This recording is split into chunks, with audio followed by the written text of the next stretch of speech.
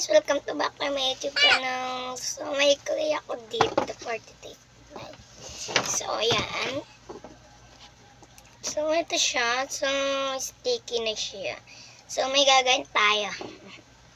So mabango siya kasi nilagyan ko siya ng ganito downy para perfect na perfect.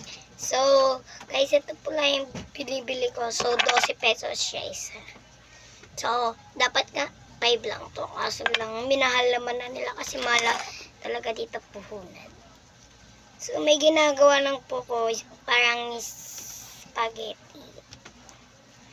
Yun yung nga po, nilagyan ko siya ng downy para apipitag-tistag naman po eh. Pigtas-pigtas tuloy.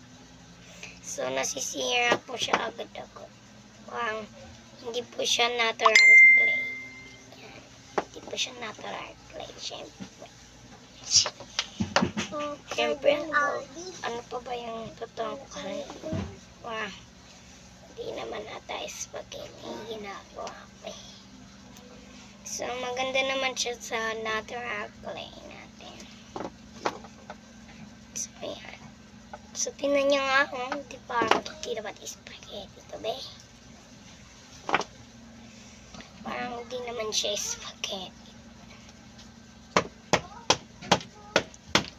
So, yan. So, lagyan pa natin ng natural downy.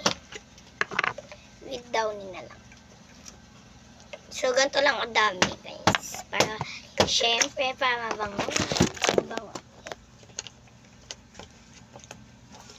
So, kasama pa pala kami sa tupad, guys. Kaya